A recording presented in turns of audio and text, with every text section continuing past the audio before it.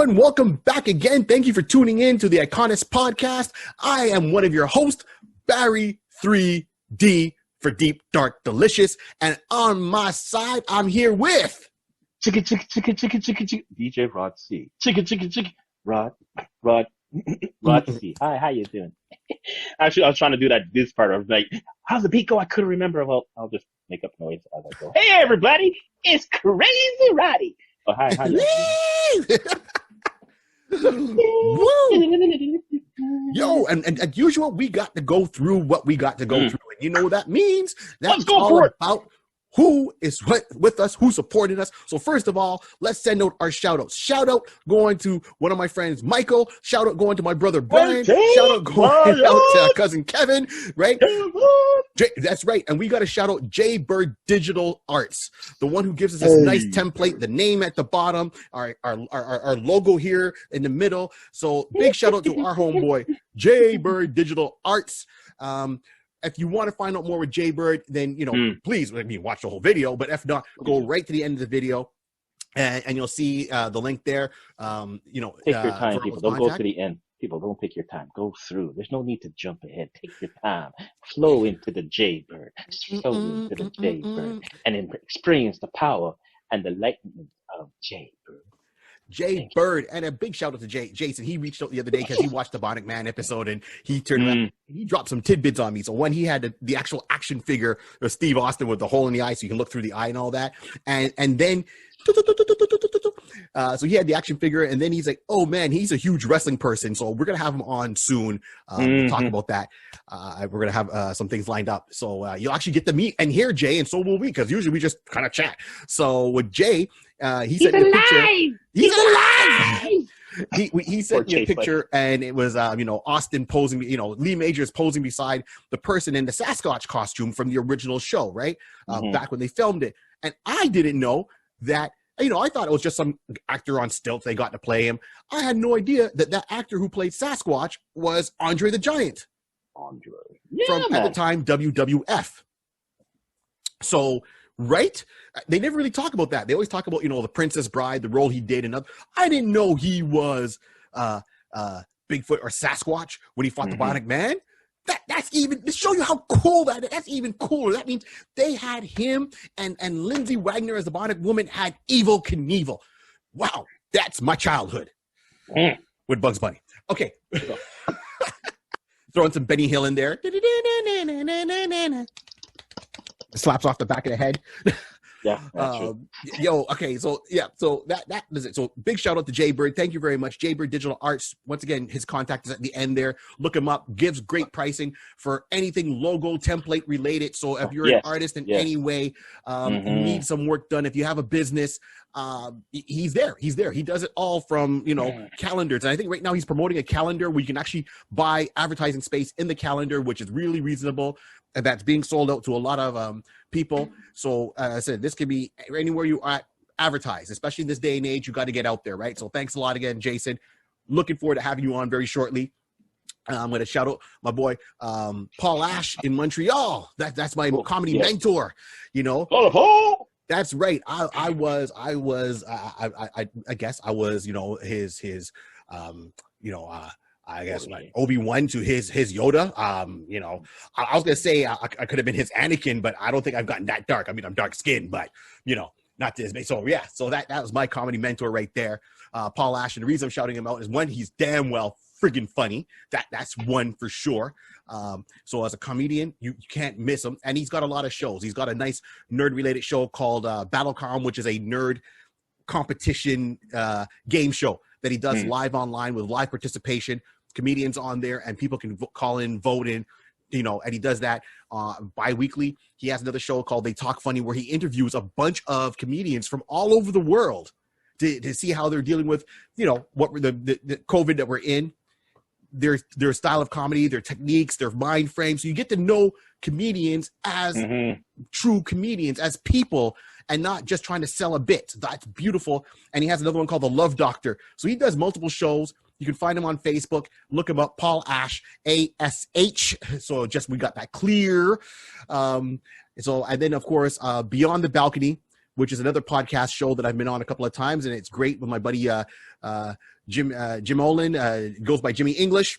Mm-hmm. So you look for the microphone on the red background. It's a discussion on all movies prior 1980, regardless of the genre.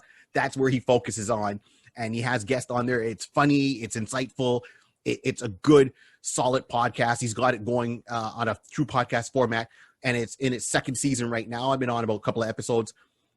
Go to barry3d.com. No joke. You'll find the links there in my blogs. You'll see the episodes I've been on, and support the other people on there, because he has like a bunch of comedians and musicians and all that, giving insightfuls on movies they like. And so this is something to watch, listen to. You can't miss out. Mm-hmm. Whew. On that side, Rod, who do you got going on, man? Who are we shouting? Let me see. Well, we shouting out. Listen, we shouting out. Who we shouting out? We got my boys. I got shouting out my boys. DJ Waka, DJ LFG. Listen, DJ DOC. There's a whole crew of people. Basically, you can find me. You can hear me later on talking about it. But I play on Twitch, twitch.tv, DJ Rod C. Listen, it's a lot of fun. Had a great time. I was telling Barry before this, where I was on what they consider like a raid. Just party after party. Think of a virtual party. You're going to one room and you have the ability to say, hey, we're going to go to another party. Jump in the van. And you just automatically get escorted into the next building. Party over here. Party over here. In that kind of scenario. So I was having one of those kind of days, and a bunch of friends were just playing, and they have the opportunity that, you can partake of a little drink, to celebrate some good fun. Anyway, all I know, people were just telling me like, yeah, like, cheers, cheers, cheers, cheers. Wow. Drink, shots. I'm on fire. Like, that kind of scenario. So, but it was hilarious. But anyway, you can find me on there. We'll get back to that. But those are shout outs to my boys. And that's it. Listen, cool. We're gonna have some fun today. We're gonna have some fun today. Yeah, I almost forgot. My homeboys, because right now we're a little bit of a hiatus, but there's a lot of videos still there to watch. So if you go to A Touch of Gray Matter on YouTube, so if you go through our YouTube page at Iconis and you look down to featured channels, you'll see those are one of the featured channels there. Go on to A Touch of Gray Matter. We have a Facebook page. We have over 80 videos on there with guests, just the core group of us. So the core group, we're a comedy group. So it's myself, Barry 3D Carter, along with the man who runs all this is Dave Sokolowski, Thomas Patrice, Zolf Ali, right? So you're getting all of us on points of view. So sometimes it's serious, sometimes it's funny. And we have different subjects. As I said, there's over 80 videos on that YouTube page that will make you laugh, cry, or think. And that's all we ask. And when we say laugh, cry, and sometimes you need a good cry, right? So that's for sure. Please check it out. Support the arts. And we wanted to say thank you to everyone that supported us, people that have joined our Facebook page. I see the numbers going up. The comments are all there. And we're putting out all these polls on a regular basis. I'm going to talk about them in the next episode. So I put out a poll on the Star Jammers. We're going to put in the results of saying between me and Rod, whose picks got the more, who people were behind, and maybe some surprising comments that they added. So fingers crossed. Rod doesn't know what the results are. We're going to talk about that soon. All right, enough of all that. Let's get down to the meat of the matter. Got it. Right down to the bone. So for those tuning in, thank you. Thank you for supporting. Thank you for supporting live comedy. Thank you for supporting the arts and keeping us going. And now, as you can see, we're going to be talking about Azrael from DC Comics. And you're like, who? Right, because he's been slept on. Azrael he's a cool character, and I think he's part of the Batman mythos, and we're going to give our thoughts on that. So, he doesn't get as much. He gets a lot of. I think there's more. There's more. Let's just say there's more. Right? There's more, Rod. There's more. There's more. So let's get down to the real gist of it. So I know there was a couple of guys who have played this role. We're sticking with the first official appearance of him. Jean Paul. So Jean-Paul Valley. So Jean-Paul. So this is really interesting. What I like this because DC took something that was semi-fictional and then they put it really in this world, but it splinters off into different characters. So we're only going to focus on this one, on Azrael right now. So Jean-Paul Valley, fictional character in the comic books published by DC Comics, right? And he assumed the role of Azrael. So his first appearance was Batman, Sword of Azrael #1 in October 1992. This is when this character came around. And at one point, why he's important? Because he started off as this kind of anti-hero assassin working for the Order of Saint Dumas. However you want to pronounce it, Saint Dumas. Yeah, Saint Dumas. It's very French behind it. You can see the look that he has. and he came up with, sometimes you see him with a flaming sword. He's got these oversized gauntlets that have these other daggers are in it to have like energy with them. So that's really cool. And this character, so he was created by Denny O'Neil, Joe Quesada, and then who doesn't get really much credit is Peter Mulligan. And then Grant Morrison was also behind him. And Grant Morrison, I like his twist on, existing and new stuff, how he comes in. And Grant Morrison is like a breath of fresh air in some titles. So this is awesome. So he goes by Jean-Paul Vallée Jr. He was part of the Order of Saint Dumas. He ends up joining the Batman family at one point. Then he was in Justice League, Odyssey. Run there at one point. He's part of the Justice League Task Force. So he's been around for a while, right? And just to give you what he does. So physically, he's a altered human. He was genetically engineered to be the peak of himself. So he's got, higher, he's got higher strength levels, faster reflexes. He's been trained as a fighter, but he was brainwashed by the Order. Bum, bum, bum. Blown.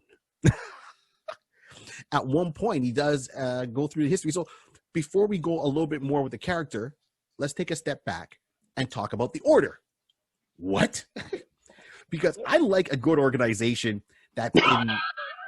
Yeah, man, you get an organization within, and I think that's what they don't. It's like, for example, Nick Fury, Agent of Shield. Okay, but right. Shield is a huge organization. I want to see more with just Shield. No Nick Fury's at the top, right? And I know they're different universes. It's just an example. That's why I like the comic book Checkmate, because it really talks about the field agents and in DC, which is the same as Shield in my opinion, right? Earlier Checkmate, not current Checkmate, where it got all meta-human stuff like that. Right. So the Order of Saint Dumas, right? So the Order of Saint Dumas was originally a part of the Knights Templar. So if you follow that whole thing, Knights Templar, if you watch that show Nightfall on Discovery, I think it is, and Mark Hamill's actually in season 2. It talks. Well, yeah. So that there alone is a lot of history, right? Like the Knights Templar, right? I mean, you hear about them, you hear them, it's a secret organization. They're supposed to be guarding the Holy Grail. They're a splinter group, they were backstabbed. And this is why we have Friday the 13th, right? A lot of people, if you want to understand the significance of this, and they don't cover it in the comic book, I'm just talking about it here. So Friday the 13th, everyone knows, Friday the 13th, it's a bad luck day. It wasn't really a bad luck day for everybody in general. It was a bad luck day for the people who were the Knights Templar, because at the point they were getting too much power, political power, and the Pope didn't like that. So he organized an assassination of all the remaining knights, and that took place on Friday the 13th. This is why and this is true. This is like true history. This is why Friday the 13th came known as a bad luck day. It was bad luck if you were a Knight Templar, because that's where they all got assassinated, killed, and that's where they all ran off. And that TV show actually talks about that in some history, which is cool. But this is what it is. So the Knights Templar are also called the Sacred Order of Saint Dumas, right? Mm-hmm. Were a group of soldier monks that were formed during the Crusades. So this is going right back to history. This is what really appeals to me. That's like kind of that's Dungeon and Dragon stuff, back to the Crusades. So the order enriched itself through during the Crusades and went into hiding. The order's first champion was an Asian man named Stephanie Forrest Lee, the assassin known to Mark Shaw as Dumas. Right. So this is dealing with Manhunter. Mark Shaw. Manhunter. So yes. So this is the same group. So if you collected a Mark Shaw, so there was you had Mark Shaw, Manhunter, and then there was another person that was doing it before, who was the original Manhunter. And he was in the back issues of Batman. We're going to talk about this. I want to refresh Rod's mind, but refresh Rod's mind. But in Manhunter, that particular series with Mark Shaw, I was collecting that one. I thought it was cool because it was still in line with that. And what they did with Manhunters later on, but not my thing. But he's still around. So he had a villain that he was fighting, which was Dumas, which clearly ties in to this one. To Azrael. This is freaking cool, man. See, DC needs to take these organizations and let them fight. listen, it's actually it's interesting that you're saying it like that because really and truly, yeah, there's these different type of fractions that needs to be brought to light. There's enough, even if you want to say there's stories that you may not maybe have a lot of stories to pull off, but you got enough stories you can pull from here and here to here, interact that with the regular DC world. It's beautiful stems that you can go off of. Because what I'm reading too the same way, I mean, the Order is basically because it's a splinter group from the Templars. Yes. So that's what they left the Templars just before they were, trying to be assassins. So this is where that makes sense. Now that the Templars were suppressed on the 13th, that makes sense. And they started this new rule, this new sect by the Order of the Dumas by following his readings and his teachings and okay, I see the similarities right here, my friend. I see the similarities right here. Okay, continue. Yes, well, that's what I'm saying. Like, let them fight. I mean, there's all these organizations. They do it sometimes. Like, they had the Judas Directive, I think it was, where all the spy organizations were fighting each other, and that was a cool run. But this one, I mean, come on, you got the Order of Saint Dumas, right? And then you throw in Checkmate, and then you can throw in the League of Shadows or League of Assassins, however you want to call them. You put all these organizations fighting somebody, and then let the heroes be the backdrop of what's going on. Let them really, because it would give us a lot of history that's already there, that's never been really explored, in my opinion. You had the original Cobra, spelt with a K, not a C, not the G.I. Joe Cobra, but Cobra, and he wears a snake costume, so you almost look like a Serpentor, before Serpentor was around, but spelt with a K, and he had his own comic book in DC, and they were villains. This was cool, man, that the villains had their own books.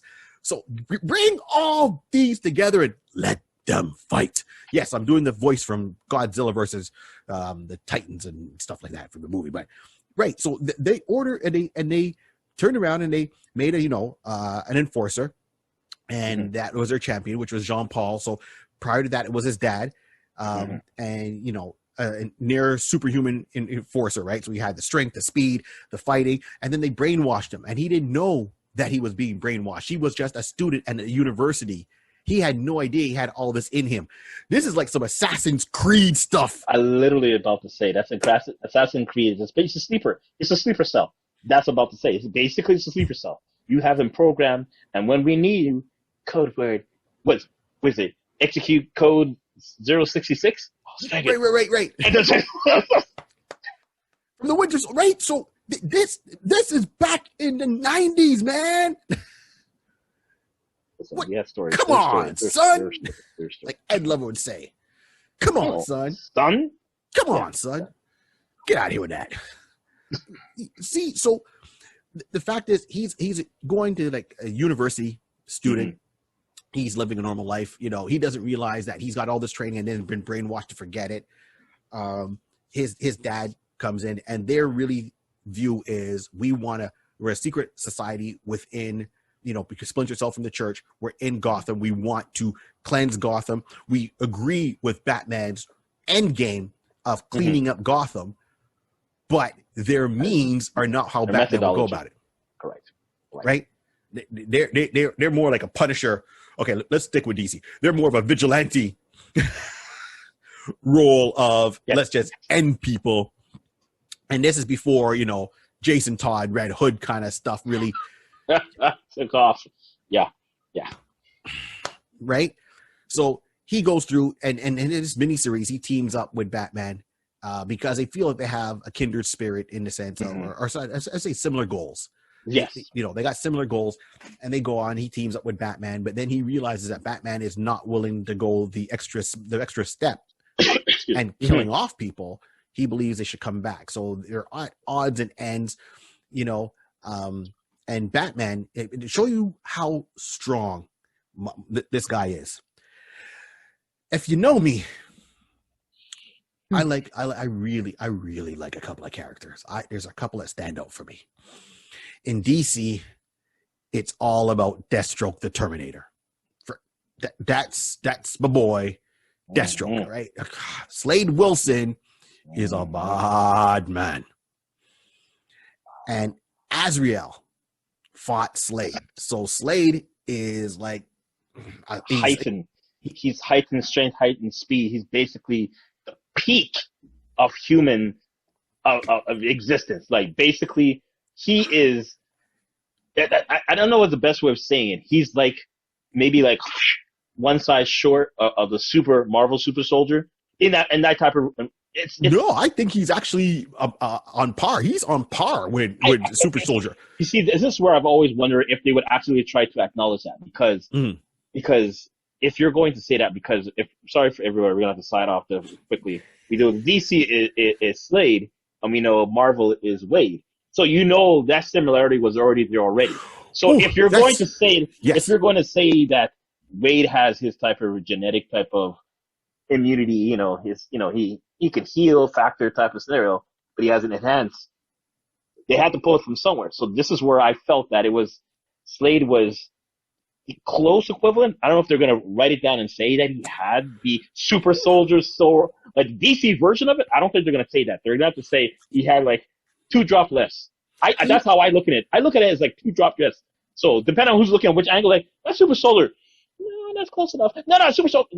Depending on the angle that you look at it. So all right. So let me go drop some tidbits on you because you don't understand how right you are.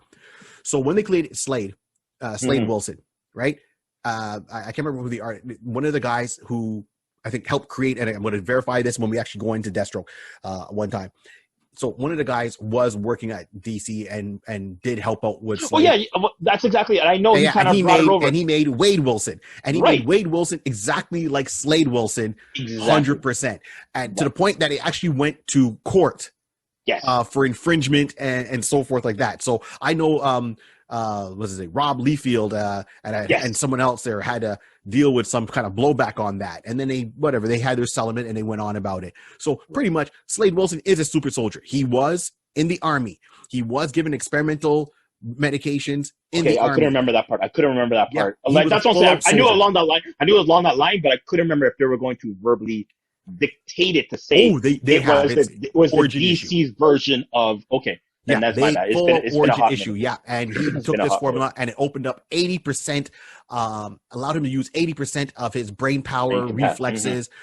So he's 80% more than any human, and there's reasons why it's not more than that for whatever. We'll get into when we talk about it. So anyway, so yes, so all these characters. So he fought my boy Deathstroke, right? Azrael fought Deathstroke, right? Par. He beat him. He beat him. He beat him, and it's not because he had better skills. Because Azriel's fought Slade 1-on-1. He's fought Batman 1-on-1. The reason he beat Slade is because he's got, he's actually more physically stronger than Slade, and he's got training. Probably not as better training as Slade, because Slade is a pure out warmonger. But he beat him in a 1-on-1 sword fight because they both had swords. Like, Slade uses his sword. Azrael has a flaming sword. Azrael beat him with reflexes and all that in a sword fight, which is flipping hard to do. And he beat Batman, Bruce Wayne, in unarmed combat 1-to-1. Even though Batman had better technique, more knowledge, he couldn't overdo his power.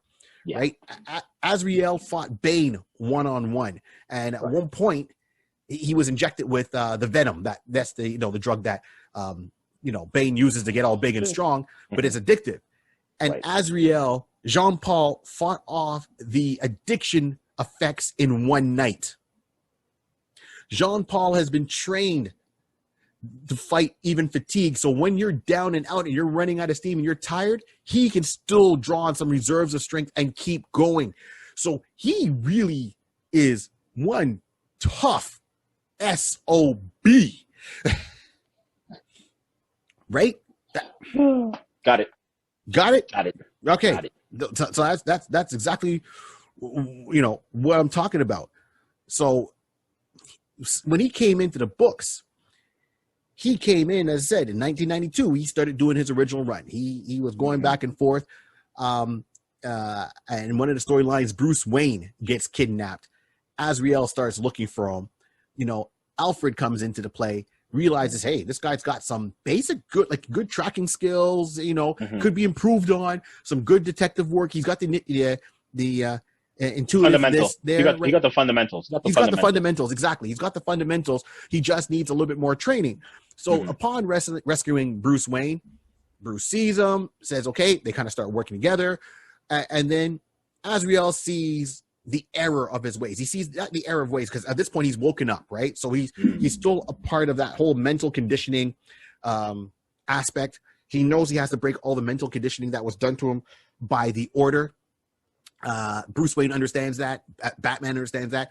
So they kind of take him on and trying to help him break that conditioning and get, train him better to be a hero, because he realized the Order was kind of, oh no, the Order is actually evil. So first of all, they woke him up, teamed up with Batman, seeing that the Order was evil, wants to fight the Order. Rebel!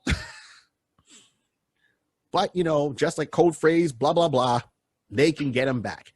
And he kind of changes his outfit. So he's still kind of going around with Batman. He's learning. So he's learning from Batman. He's learning from Robin.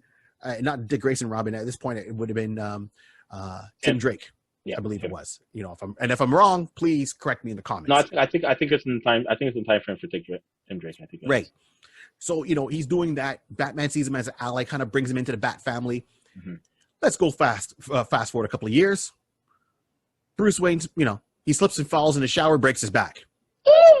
Oh no, he didn't slip and fall in the shower. Bane broke his back. He slipped and fell on Bane's foot. Right? In his knee. His knee. That's right. Right in Gotham Square, just snapped his back over his knee, threw him down a couple of flights. Bruce Wayne is out. His back is broken. Dick Grayson did not want to take up the mantle of Batman because he was doing his own thing as Nightwing. Even though he knew he was being trained, he's been trained for it. He's more than ready for it. He just doesn't want to take that. He's not that dark of a person. Yeah. So Jean-Paul takes up the role as the new Batman. He alters the costume, and if anyone's watching right now, if you look behind Rod, you'll see what Jean-Paul's costume was when he was Batman. So he turned around and made it armor, so it was very close to what he was used to wearing, Jean-Paul that is. Modified the armor, gave it a scarier look, and then he went out there, and he was a lot more aggressive than Batman. At one point, he sealed off the cave. So this is the whole Nightfall storyline. Right. Which is, if you follow that storyline, a lot of reading, very important. Very important. That Nightfall storyline, it shows Bruce and that, introduction really of Bane and how big Bane was thinking. And once again, they kind of sleep on Bane. Bane in the movies was just, and he was just the muscle in the movie if you watch, where they brought in the actor playing Bane during Batman. Is it Batman and Robin Forever? Where it was like, who was it? Poison Ivy was in there, Jim Carrey was in there. Yeah. Right. Yeah. Playing the Riddler. So they gave him a very secondary role. But Bane, and even though Bane might look like a wrestler from the WWE, he's a huge character because he's smart. He was raised in a prison. He came out. He was experimented on. He got hired to bring down the Bat. He's like, yeah, I can do this. So what's your plan? Oh, I know most guys go out there and they fight him one-on-one. I ain't doing that. I can probably take him, but I'm going to stack the odds in my favor. Mm-hmm. So he went and broke everybody out of Arkham Asylum. He destroyed Arkham Asylum. That was Bane's first move. Released them all. Joker, Riddler, Poison Ivy, Mr. Freeze, Penguin, all of Batman's rogues gallery he released. Then he hit the prisons and released all the henchmen. Then he sat back and went, okay, I'll watch. Right? And he knows and he was studying Batman for months prior to doing this move. So he understood how what the character's motivation was. He knew his movements, his patrol routes, everything. He figured out where Batman resided. He knew Batman was Bruce Wayne, but he didn't want to break Bruce Wayne. He wanted to break Batman. That's the symbol of the Defender of Gotham. And he released everybody. And all those people start going around. They all start attacking. So, all of these, when the criminals get released, it's like, we're all going to make plans and get back at the one who's put us in jail. Rue the day, Batman. Rue the day. And they all started making plans. And Batman started going after all of them. He forgot about his Bruce Wayne life and was pretty much becoming Batman incessantly. He didn't shave. He was tired. He's still a man. Bruce Wayne is still a man. He's smart. He's got money. He's still a man. He needs to eat. He needs to sleep. He needs time to recuperate from the beatings that he gets. Yeah, he's drained out. He's fully drained out, and that's a perfect plan. Let me wear you out, and I'll just sit here, have my little popcorn, Yeah. have some venom juice,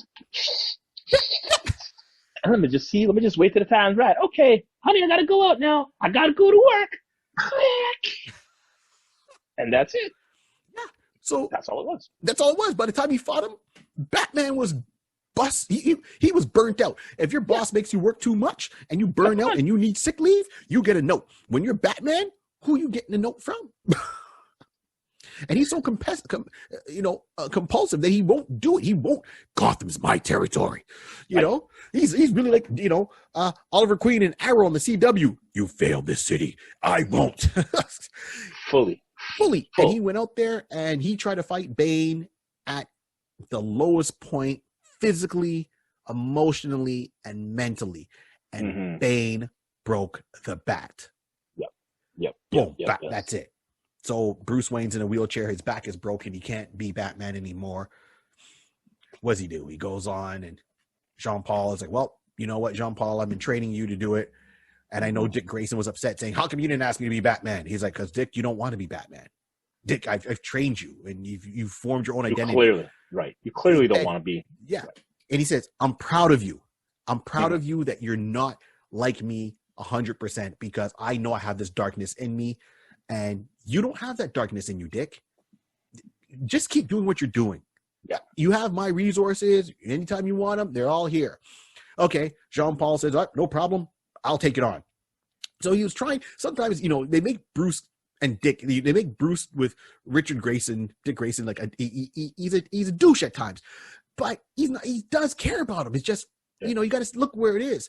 It's the way he presented it. He broadcasted. Like everybody knows if you really think about it, he does have love for all his Bat family. Yes. He's just, that's why Bruce is not a people person to talk that way. He doesn't know how to talk his feelings. No. He'd rather punch a criminal in the face than say, I miss you. Right. As the movie says, Bruce Wayne is the mask. Batman is the real figure. That's what we pulled out. So it's very true. So with that whole storyline that came about in Nightfall, that's where Bane came to light and Azrael came to light. And Azrael said, okay, I'm going to be there for Gotham. You're good. Go on. I got you covered. And Bruce Wayne, needed to get away from Gotham. He needed to heal his mind, heal his body, find his center again, because I said he was just done. He was so burnt out. So Azrael takes over. First of all, he starts making some changes to the costume. Makes it more aggressive looking. He makes it more armored because he figures it should be more armored to protect me when I'm fighting. But not that he needs it because he's got heightened strength and speed and all that. He understands that Batman shouldn't kill, and he's out there a couple of times with Robin, Tim Drake, and Tim's watching him, and he sees that he's getting more aggressive and more aggressive, and he's updating the costume more. And then at one point, he seals off the Batcave from the rest of Wayne Manor, like that secret, hit the clock slides open, you walk down the stairs. He welded that shut, to keep people out of the cave. And he lived in the cave 24/7, so, and then he takes it one step too far. He starts killing people, and him and Robin have a big fallout. So he kicks Robin out of the cave, and he's just going on. And people, of course, the police force realize not the same Batman. The people at night, not the same Batman. Everyone's out saying, this is not the same Batman. This guy is out there. He's got a different look and a different attitude, and he's killing. Even physically, he's not the same as the one we've seen for years. And when they try to bring him down, no, he even went after Bane, and him and Bane, someone getting a hurting tonight. Wow, let's Yeah, it's a dark storyline. It's so dark that it motivated Bruce to say, I need to go back. And Bruce went on a world tour, He went on a world tour to find techniques or someone to heal his back, help fix it, start training again, And if you remember in comics, usually at this point, Batman's costume was always blue and gray. Right. And when he came back, the costume was drawn all black. And the reason is it was always supposed to be black originally, But back then, when you drew it black, you couldn't draw the definition of the muscle on the costume of the character. So you could never see, you've got to be, you're in tights. You got to be looking like you about to hurt somebody. And they couldn't, it would just take away from the detail. So that's why it was never drawn black. It was always supposed to be black. But this time they started drawing it all black to show his mind frame. And he came back, and him and Jean-Paul went at it to reclaim the mantle of the Bat. So that whole Nightfall storyline, wicked. That, and he had his own run. Azrael after that had his own solo run. So he had that mini series, he had his own solo run, and went forward from there. He's always popped up here and there. So he showed up in think season 2 of Gotham, but he was named as someone else, even though it was Azrael. He showed up in the Arkham City video games, so Arkham City, Arkham Knight, so, all those video games. He showed up in there as a smaller character, and that's what bugged me. He's a smaller character. He should be huge. I mean, if you got all this history behind you of the Knights Templar and the Order of Saint Dumas and Mark Shaw with Manhunter, that there is a confrontation overdue to happen. It has happened with the current, or the last person with the Manhunter title, Kate. I can't remember her last name right now, but she was played by a female Manhunter. But it should have been, let's get back to the originals, right? So this is my point. I know I've been talking a lot on this episode, so right on. So Rod, this is what I see it. And we've got our picks, so we can do this.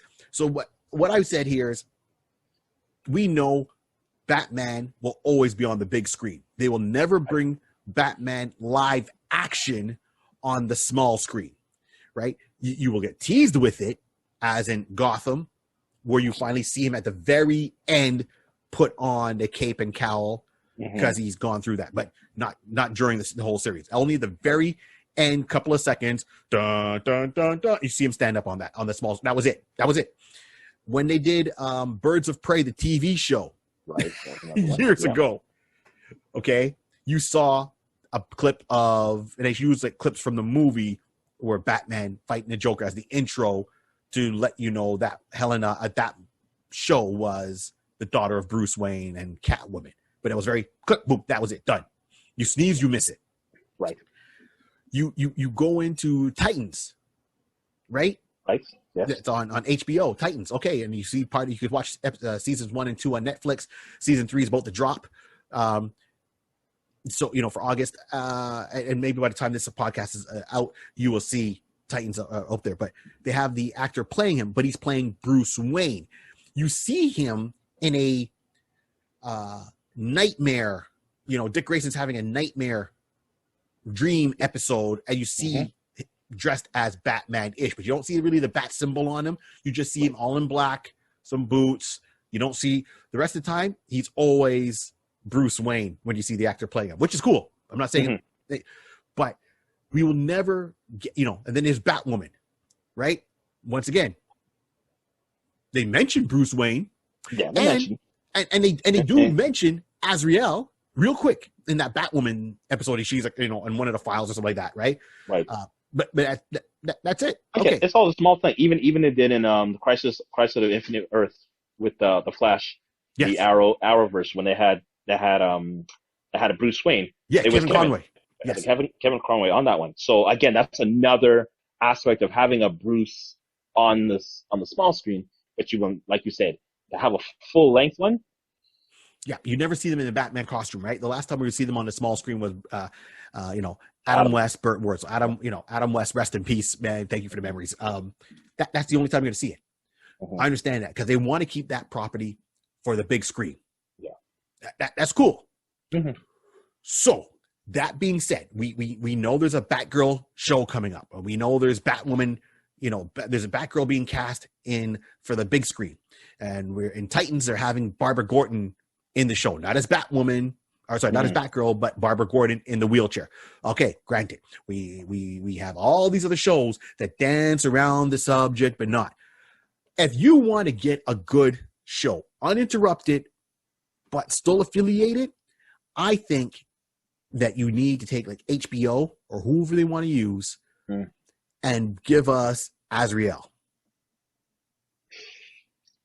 as a show, because the show, you don't need Batman. You could put him in his original costume, the red and gold, for example, and then at one point he changes into the white and red, and and then you can tie in the whole history and him rebelling and the deceitfulness and all that. And you can still base it in Gotham with the Order of Saint Dumas, and you can go into the history of them, and they can make mention of Manhunter, and there's so much they can touch with this show, from mythical to real, underground societies like Illuminati and all this stuff that people love. We love our secret societies.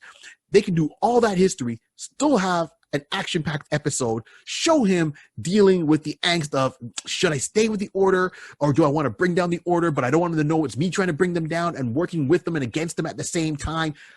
And you can do all that. You can do a whole season about Nightfall, because, right? Well, it's funny. You're saying that I'm literally going through trying to build the blocks of how many seasons could you think you can clearly state, I'm going to do it, and we need to have at least 2 seasons. Do we have enough for 2 seasons? And you're going through, I'm like going through my head exactly one by one with you. Yep. You learn about his history, how he came into the Order, whatever the case would be. End of season 1, you see some type of loophole where you realize, like, hey, I think I can take down the Order. Second season is all about him trying to see, do I want to stay with the Order? Do I want to support it? Do I want to leave? And then at the end of second season, or you pop into Nightfall, or given to the aspect, and now you can say, now you can bring him again. He's already in Gotham, but now you can start developing, maybe mention the Batman character. This is still early enough that he's not interacting with Batman, because again, if you have to do an interaction, we're gonna have to bring a character, someone to play it. So we can just say at the speaking aspect that I'm on the rooftops, whatever the case may be. Batman's still taking care of the city. We still don't think eye to eye, whatever the case may be. And that could be season 3. So at least you can have a base of 2 to 3 seasons of story play where you can work around. So, and again, the beautiful thing about this character is that although we've given you a nestful idea of the base of it, right? It's still easy. It's there for perception, and you can conceive anything. There's nothing concrete to say that you have to do it this exact way to get there. Between certain parts of his life, it's still an unknown. It's unknown. It's unwritten. It's unknown. So you can clearly write anything to get from that point to B, C, to D, A+1, A+2. It's easy. It could work. And it works out. I'm with you. I could say this show can have 4 solid seasons. So hold on. HBO, if you hearing me, Warner Brothers, if you hearing me, 4 solid seasons. You might try to do 5, but I can see 4. So as you were saying, Rod, season 1, all about his origin, all about him being in school, his backstory as a university student, him getting woken up, finding out about the Order, and then working with them, being trained by, being like, once he's awoken, seeing certain things, being awoken, talking to his dad, getting the Order, start doing what he has to do for the Order. That's all season 1. Got it. Okay.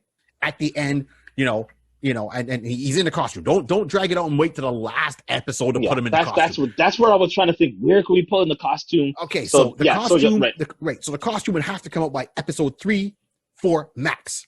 Right? Okay. If you're doing a 13 hour-long episodes, by 3, he has to be in the costume, and let him start going that way, and let him saying, okay, well, I'm doing good, but why do I have to be this? And let it show us conditioning and all that. Then something at the end of season 1, cliffhanger, makes him say, wait a minute. Right.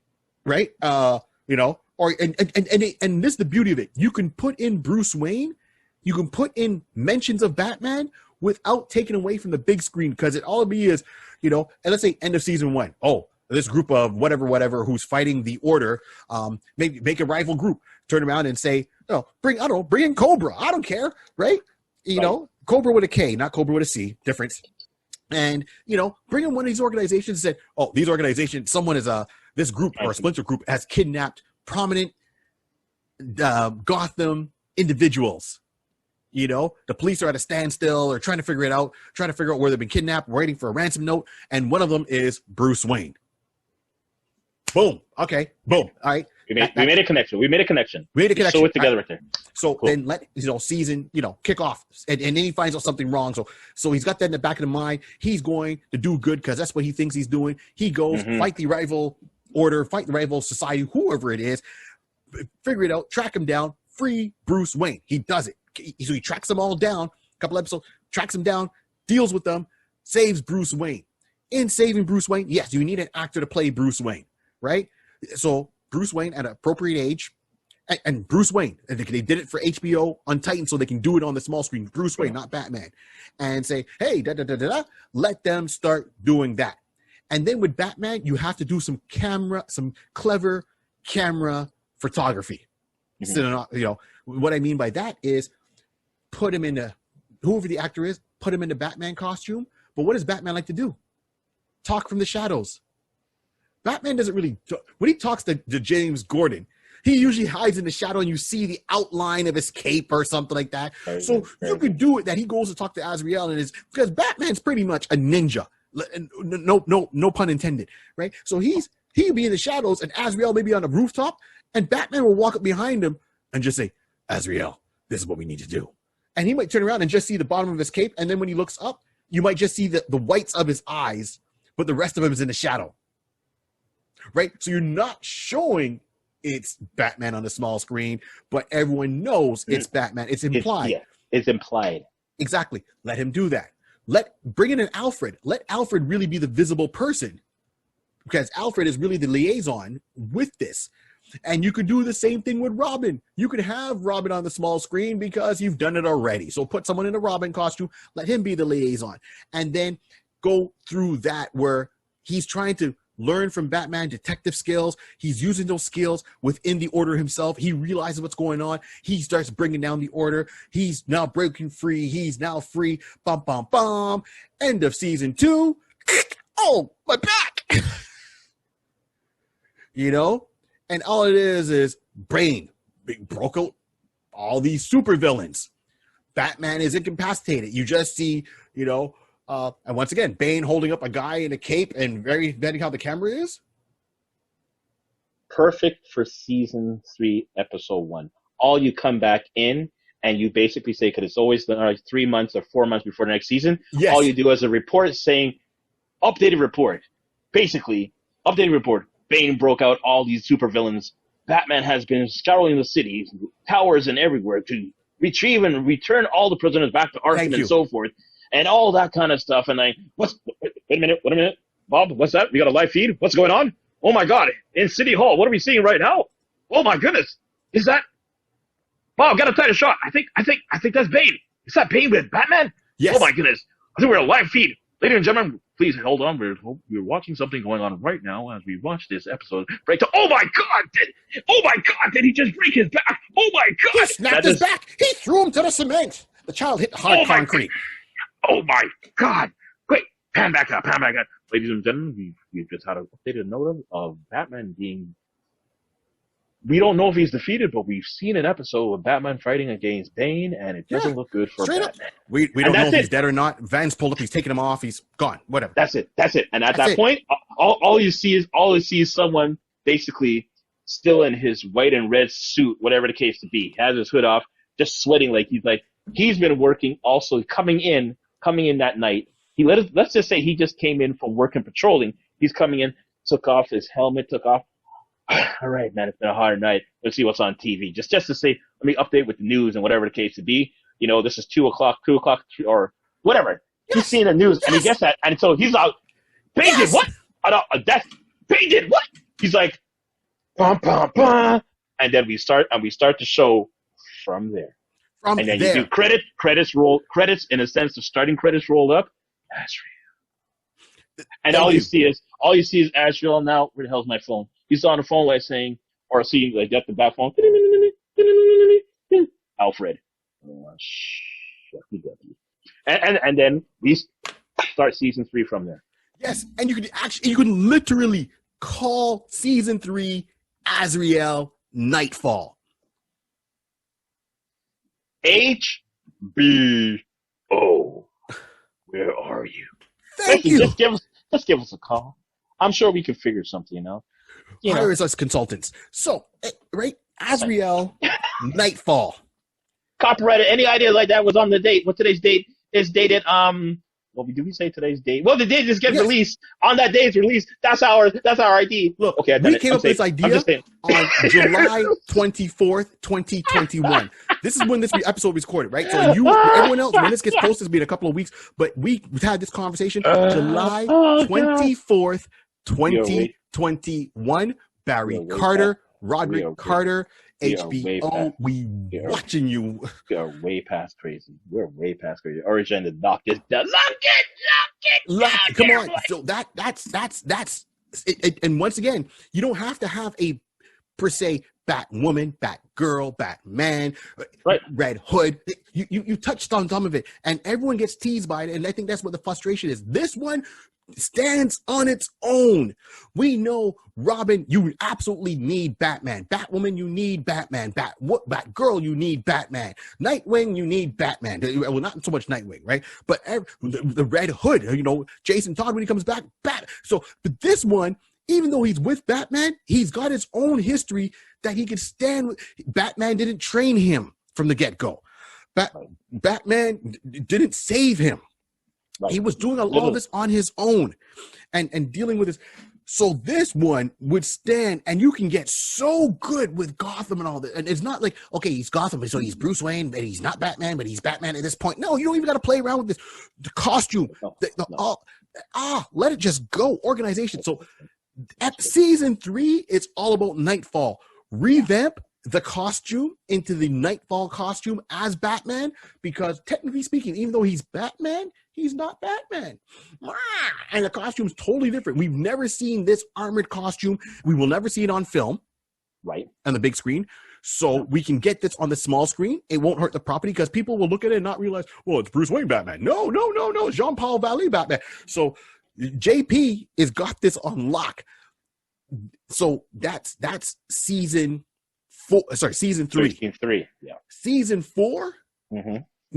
Battle of the Mantle of the Bat, where you could talk about it, and they have to do it differently because they can talk about him. So here's what I say: you can throw in, so this one is gonna be the it's all about him going too far, and has to be stopped, right? So you can show a Bruce Wayne getting trained.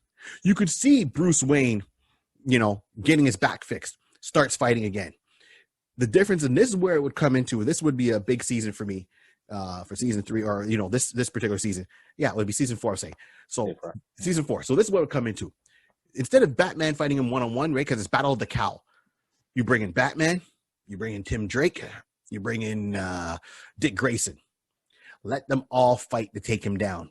Now, instead of putting Batman in the Batman costume, this is where fans are probably not going to like it, but we have to go with what Warner Brothers will allow, not allow.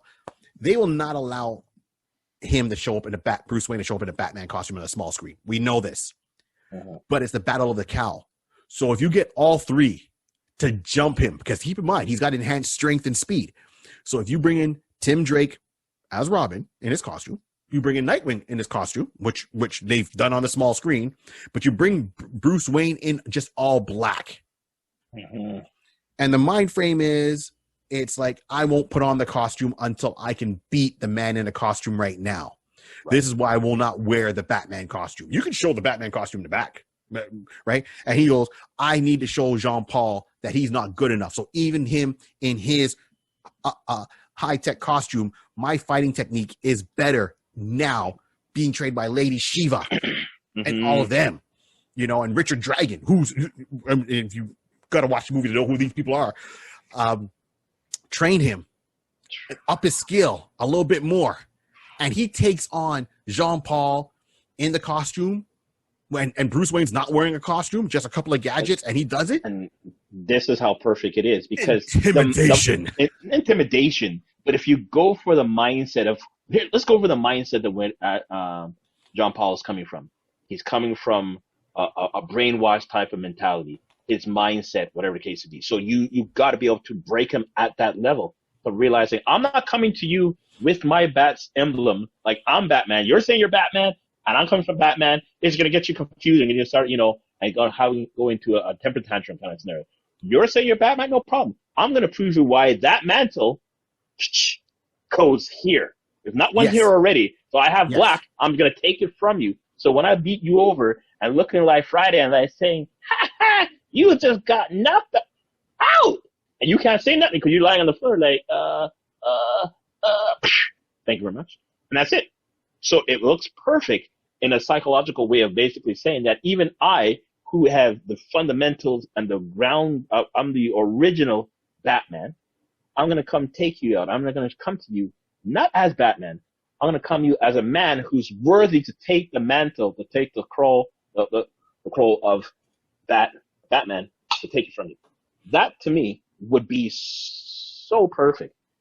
And you save so many things, like you said. So Warner Brothers don't have to worry about thinking that they're stepping over any type of TV type of, restrictions that they may have had. You have a man who's either going to be dressed in some kind of black turtleneck suit, like whatever the case be, or he just has a suit because he still has to have that flexibility. He's used to moving in that type of aspect with, the gear. So he has everything all in black, no emblem. Have maybe a smaller cape, maybe the same amount of cape. Maybe he'll have his crawl, but he'll have a different one that doesn't look, or just again have a simple mask like how Robin and Dick and all of them Nightwing used to have, just whatever. It's just something that still hides his face to a certain degree, but he's still in his itinerary, and the outfit looks very similar to a crime fighting outfit, or working, or a knight, or a patrol, or a Atman type of outfit. We won't say Bat, we'll say Atman, because we can't say the Beaver.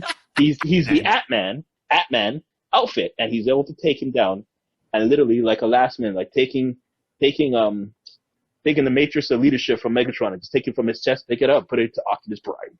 That's it. It's mine. Done. Be gone. Done. Perfect. And then that would be. You're right. We've stretched out my third season into 2 seasons. Oh, that's perfect. Yeah. Right? Yeah. So that was season 4. So now if we got to talk season 5 would be, you start off like you said. All right. Azrael's there. He's just back to Jean-Paul's just being Jean-Paul.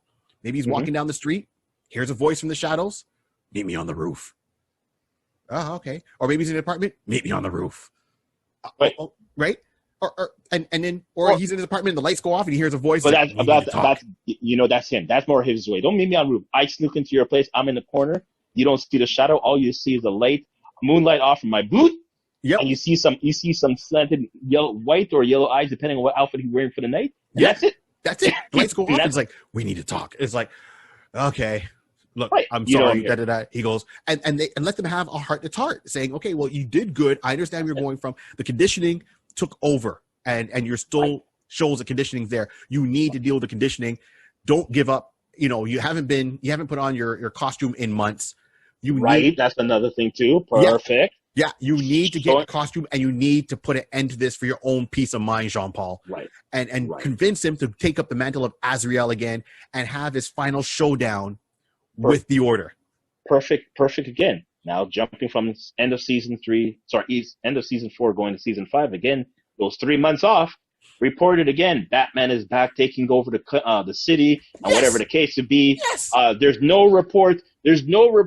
Of this evil Batman or whatever the case would be. So now it's kind of known that there were 2 Batman. Yeah. Now no report of armored Batman. That's what they used to call him. Armored Batman. Right. There's no report of armored Batman. People are realizing. Vicky Vale. Let Vicky Vale be the reporter ongoing. Right. But then you start to realize that there's no second vigilante flying around or running around. No, man. So now it gives you the idea of realizing that, wait, Bruce is back on top. Uh-huh. Azrael, unfortunately, Jean-Paul took a little beating. Yep. Is he licking his wounds and staying in his bed? Or is he out? Do you realize after 3 months, there's no any reports of Batman and no other vigilante? Azrael is licking his wounds. And he's in his feelings. He's in his feelings. He's in his feelings, man.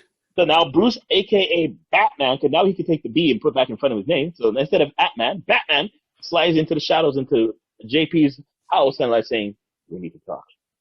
Right. And then we go into your particular conversation, and then season. Well, actually, that's too much to put in that time. No, But no. no. I'm just Right. saying that I was trying to squeeze that in all in the first act before the commercial. I mean, before the first commercial. Oh, for commercial, right? But this, Right. this So is I'm all just part. No, but this is all part no, of all season part 5. of the first. No, yeah, all season 5. But I'm saying to have that whole conversation because you got to have at least the 3 months of hibernation, have some type of documentation, Montage. then have the Do a conversation, montage. whatever. The montage, yeah. But all that by the end of episode 1, season 5, then by mid or the second act, as they would say, the second act, Bruce is now talking to him, and then by the end of the third act, he's having the repercussions, and all he does is something along the line where you see an overhead shot, and he's like opening up the secret drawer compartment, Yep. and you see, as everybody always have, all these guys. I swear, this is what you know. What? Let's put a 30 pause right here. Right here is a pause. Uh-huh. Bruce always had Alfred. Yeah. I never really think of any other person. These guys have enough common sense or enough strength that you're tired of a battle. Your clothes is washed. You have enough common sense to take your clothes and fold it nicely and put it back in the drawer. Alfred, that was Alfred's job. But you never find anybody else do that. Who's doing it for these other people? Who's doing it for these other people? But Azrael now, JP, now he's Superhero like, dry cleaning service. I'm telling you, Mr. Valley, we just to let you know, got the automatic task, Mr. Valley. We've entered into your domain and we've replaced back to your uniform in Prestige. We extra starched it and have it all nicely lemony fresh, and it's in the secret compartment. Please sign off on this so I can get paid. Thank you. Well, keep in mind, he really hasn't really officially left the order. So if they think that he's back in, they'll just give him an updated, clean costume. Right, but the fact that he went to a secret compartment and he pulls it out and draw it out, and it's all nicely folded. I'm like thinking, so that could be the last shot for episode 1, overhead shot, and just like he's pulling it over, and then you just like grab the shoulders like he's gonna pull it up. Cut scene, done. At this point, we don't know. Are we saying episode 2? Is he gonna have it on? Or is he just gonna go into a contemplation like, I don't know. Episode 2, all you see is camera shot running alongside, and you just see running shots on top of from building. The building. Yep. All you see is feet shot, realizing is those black or are those white? They're looking kind of gray. It's kind of dark shadow. Is that white boots or black? And then you realize it's white, a glimmer of light, white. Azzy's back. Azzy's back, boy. And that's it. Episode 2. Anyways, I'll have my water. Let's go. Yeah. So HBO, call us. Yeah, call us. So season 5 would be the whole redeeming of the character, going free, his redemption song, where he would bring down the order. He would maybe try to get rid of the conditioning and that whole story arc, to the point where it ends, and then he can make his decision, what he does, and and like how it was with Bill Bixby. Walking down out of town, like the hobo at the very end, right? Like the character will have his freedom, his redemption song, but they always do a cliffhanger. They can come back, but that's why I said 5 seasons. Let him bring down the order, go hardcore into bringing down the order, and then you can probably make a crossover with Kate and Mark Shaw. Make mentions of them, of the Manhunter, and different things. But let season 5 be season 5. It's him really versus the inner circle of the order to bring them down. That's good. And find a way to break out his mental conditioning, and then leave it where, well, it's done. I don't know what I'm going to do next, but at least I'm happy that this part of my life is done. And when he walks off, maybe something pops up like, he didn't know about plan A, but leave. That's it. Yeah, leave it open. Leave it open. A slight opening that it can come back, but let's give it as much. I would say 90% closure. Closure. Yeah, fully. The character needs, for his personal arc, to have 90% closure. That's what I'm talking about. So, everybody who's watching this, I hope you guys are enjoying this. Please leave some comments. I mean, normally we say these comment stuff at the end, but I'm realizing if it was me, I'd be listening to me like, be typing like a beast. You guys are enjoying. Listen, you guys got stuff to say it in, because listen, I'm just telling you, this was just off the cuff. This is off the top, but this was we're having fun. I'm having fun. I'm having a ball, man. So we'll wrap this up real quick with some final thoughts. So that wrapping up part. Yeah, that's part of the show. I forget. We're having so much fun. Forget. Oh yeah, that's another segment. Yeah. So let's get into it. So here we go. So right now, thank you for bearing and holding on with us. Right now, we're gonna get down to it. So Rod, if you had to cast the part of Azrael, Jean-Paul Valley, in a live action how we're talking about here, medium, right? Because I would like to see it live action. Cartoon, no, I want to see him live action. I think this would really, yeah, cartoon would be cool too if they did it right. But still, who would you like to see be the actor playing JP? JPV. So, now I'm gonna go with somebody. If everybody seems to always realize, very rarely do I find someone who is off the cuff, off the grid. I always seem to like let me give some actors some not nice. Actors need, they still need their food. They gotta get some money. They gotta get some food. So I'm gonna go off with somebody who's actually in the other universe, and we're basically trying to open the door so he can come over on this side. Okay. So I would like to go with Sebastian Stan. Sebastian Stan. Okay. Sebastian Stan. Let that stew in. Let that stew in a little bit. Let's stew in a bit. If we're gonna go through the different phases of emotional type of not trauma, but expressing that, we have to say that there's similarities with Sebastian's character of Bucky, aka the Winter Soldier. Yes. Having that type of mind control suppression. And it's not that I went to him for that. They have someone else, but and then I thought and I came to him and I'm like, oh no, this one is better. So I'm just gonna say that. I'm not gonna say who the other person who I thought. But when you really think about it, he's already has mastered these type of elements on how to portray a character in the sense of being brainwashed, having that type of mental type of overcoming what you've learned and trying to not be who you are, but also in the fact of how Azrael went to that deep place, that dark place. Right. Now, he did that with Winter Soldier. Winter Soldier, when he was in Winter Soldier mode, he was just a dark person. He was not even talking. I'm just doing what I gotta do. Get in, get out. Super ninja, super soldier. Again, pop up, doing the reverse of Batman coming into the shadows. He did that with he did that was that Civil? When he met up with the general, not the general, with the politician. In the kitchen, in the dining area. Again, just sliding out the shadow. The same thing I'm saying. Literally coming out of the shadow. Oh, okay. You're here. Oh, yeah, you're here. Okay, I got a job for you. Oh, sir, I came back for you. Oh, why did you have to come back? Now, pop, pop, pop, pop, pop kind of scenario. But that whole dark type of mindset, that's him. So I'm going to go. That's why I'm going with Sebastian. It's kind of it's nearly self-explanatory, right? But he does have the ability to have that jawline, that face to look that, if anybody ever thought to put him in a caper and crawl, that he could probably pull that off. Okay. I got you. Mm-hmm. Right. So good call. I like that. I see where you're going from. I see how you judge it and put it together. That's really a good call. And then you'd be bringing him over onto the other side, as you put it, on the other side of the tracks.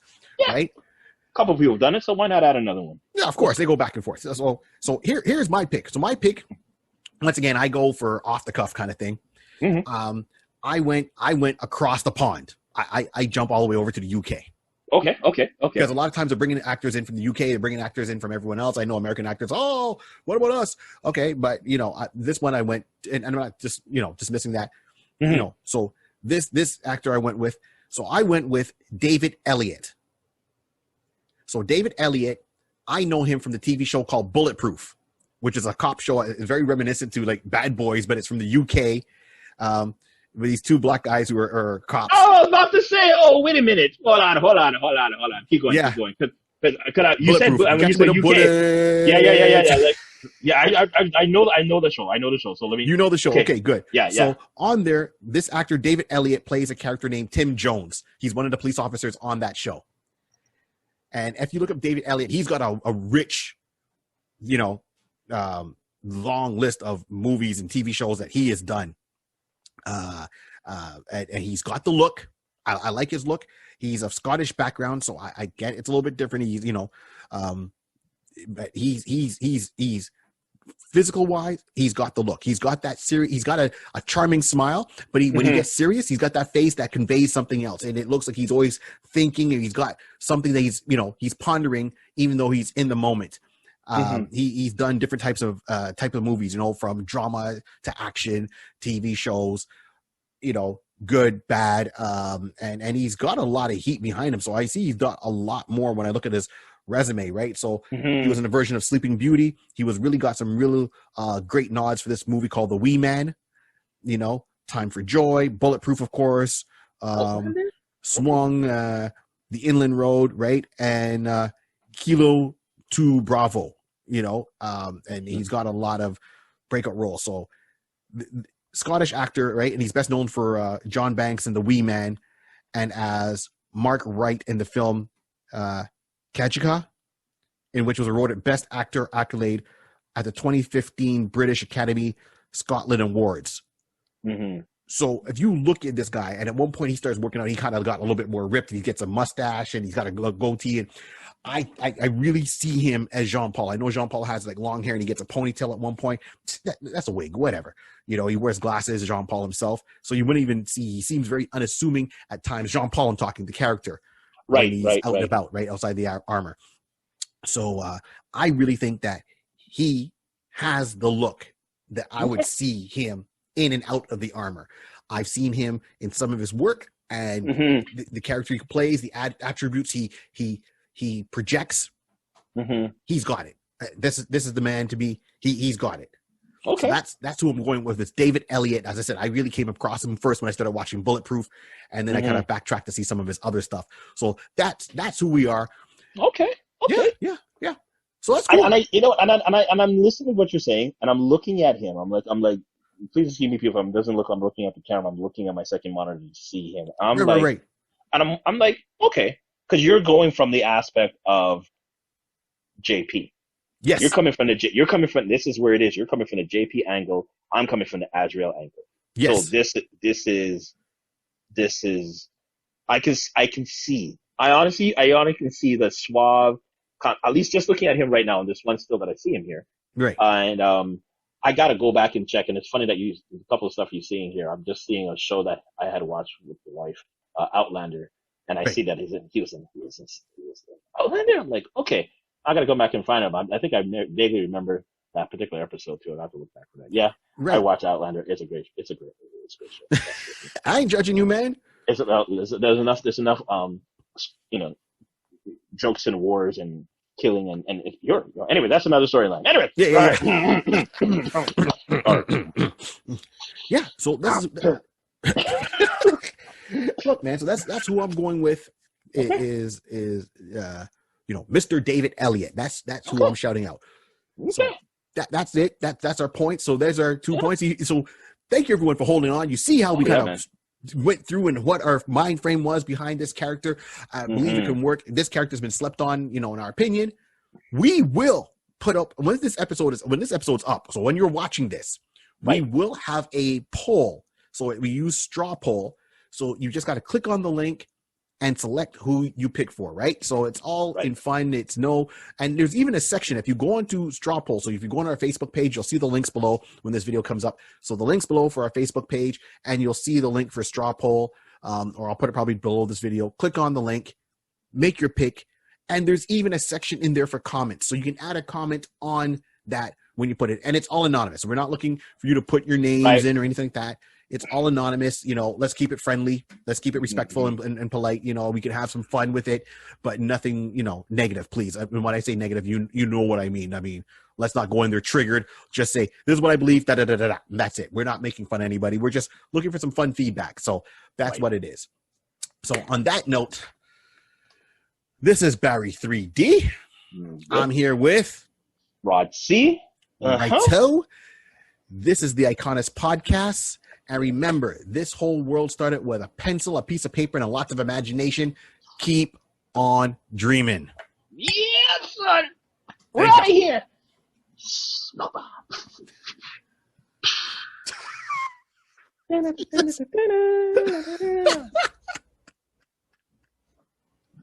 Oh, that man's so crazy.